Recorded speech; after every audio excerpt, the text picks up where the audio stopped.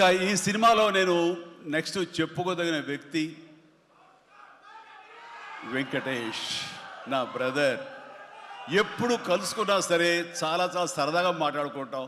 ముఖ్యంగా ఇప్పుడు మీ ముందు తమాషాగా కామెడీగా హుషారుగా మాట్లాడినా సరే అతనితో వన్ టు వన్ కూర్చుంటే చాలా ఫిలసాఫికల్గా ఇన్ డెప్త్, ఇంతటి డెప్త్ వ్యక్తి వెంకటేష్. అందుకైనా ప్రతి ఒక్కరు ఇంత పాజిటివ్ మనిషి, పాజిటివ్ వైబ్స్ ఉంటాయి ఆ మనిషి చుట్టూరు అంటుంటారు. నిజంగా అతనితో టైం తెలియదు మనకి. ఎంతో తన ఏజ్కి మించినటువంటి విషయాలు తెలియజేస్తూ జీవితం యొక్క పరమావధి ఏంటి, జీవితం ఎలా ఉండాలి, ఎంత పీస్ఫుల్గా ఉండాలి చెబుతుంటే కనుక నాకు మోడర్న్ డ్రెస్ వేసుకున్న చిన్న సైజు గురువులాగా అనిపిస్తుంటాడు వెంకటేష్.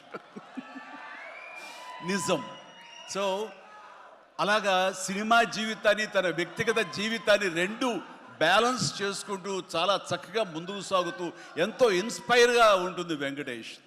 ఇక ఈ సినిమాకి వచ్చేసరికి ఎలా కుదిరింది, ఇందాక అనిల్ రావు ఇప్పుడు చెప్పాడు, ఆ హింట్ ఇచ్చింది మీ ఇద్దరం కలిపి చేసేలాగా ఏదైనా ఒక ఎపిసోడ్ క్రియేట్ చేసి అక్కడ వినియోగించుకుందాం, మా ఇద్దరు కాంబినేషన్ సినిమాకు ఉపయోగపడే విధంగా సినిమాలో అంతర్భాగంగా ఉండేలాగా అన్నందుకు అని చెప్పిన విషయం. ఎలాగా ఇదేంటంటే ఒక ఐదేళ్ల క్రితం అనుకుంటా మీ ఇద్దరం అమెరికా వెళ్ళాం. లాస్ ఏంజల్స్ వెళ్ళినప్పుడు అక్కడ మిత్రుడి ఇంట్లో కూర్చున్నప్పుడు అంత ఎదురు కూర్చొని పిచ్చాపాటి మాట్లాడుకుంటుండగా వాళ్ళు ఎవరు అబ్బా మీ ఇద్దరు చూస్తుంటే చాలా బాగుందండి, ఒక స్టిల్ తీసుకుంటామంటూ వాళ్ళు స్టిల్ దిగిపోతుంటే అక్కడ తీయదు చిరంజీవి కూర్చుంటారు, నేను నిలబడతాను అని చెప్పేసాడు. అదేంటి వెంకీ అలా కాదు, నేను నిలబడతాను అన్నాను. లేదు ఇది నా మైండ్ లోపల ఎప్పటి నుంచో మీరు అట్లా బాస్లో కూర్చుంటే కనుక కాలు మీద కాలు వేసుకుని నేను వెనకాల నిలబడి ఉంటాను.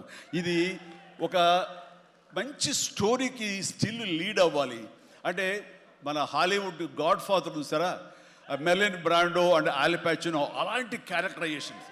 వెంకీ నువ్వు వెళ్ళి వాడు నరుకురా అంటే నువ్వు వెళ్ళి మ్యాస్గా నరికి వచ్చేస్తారు. అంటే తనకి ఎప్పటి నుంచి ఉందో అలాంటి జోనర్ సినిమా చేయాలి, మా ఇద్దరు కాంబినేషన్ చేయాలన్న కోరిక ఉందో ఆయన వ్యక్తపరిచేసరికి నేను చాలా ముచ్చటపడిపోయాను. అదేవిధంగా స్టిల్స్ కూడా మేము దిగాము, అది ఎవరు లీక్ చేస్తారో నేనైతే లీక్ చేయలేదు, అది బయటకు వెళ్ళిపోయింది ఆ స్టిల్స్. అండ్ అలాగా అది నా మైండ్లో పడేసరికి అప్పటి నుంచి ఈ అవకాశం ఈ సినిమాలో వస్తుంది. ఆల్రెడీ వెంకీతోటి తన మంచి సినిమా ఇచ్చాడు అనిల్ రావుపూడి, తను మాత్రమే ఇద్దరిని జస్టిఫై చేయగలడు, ఇద్దరికి న్యాయం చేయగలడు అనే ఉద్దేశంతో నేను తనకి హింట్ ఇచ్చినందుకు దాన్ని అత్యద్భుతంగా డిజైన్ చేశాడు. ఎలాగంటే ఇద్దరు మామ దీంట్లో చెప్పలేవే లీక్ చేస్తాను భయంగా ఉంది, ఎందుకంటే ఇలా వదిలేస్తే మొత్తం స్టోరీ అంతా డైలాగ్ చెప్తాను నేను, అది బాగుండదు. మీకు అక్కడ థియేటర్లో చూసి ఎంజాయ్ చేయండి, అంత బాగుంది. అయితే వెంకితోటి నేను సినిమా షూటింగ్ చేస్తున్నట్లు లేదు, ప్రతిరోజు ఇద్దరు పిచ్చిగా చేసావు. ఎంత ఎంజాయ్ చేసావంటే మీకు వీళ్ళు సినిమా యాక్టింగ్ చేసేట్టు ఉండదు, ఇద్దరు కలిపి అల్లరి కుర్రవాళ్ళలాగా ఆ సెట్లో చేసావు, అదే క్యాప్చర్ చేశాడు. అది బాగా పండుతుంది. రేపు మీరు కూడా థియేటర్స్లో దాన్ని మీరు ఆస్వాదిస్తారు, డెఫినెట్గా ఎంజాయ్ చేస్తారు.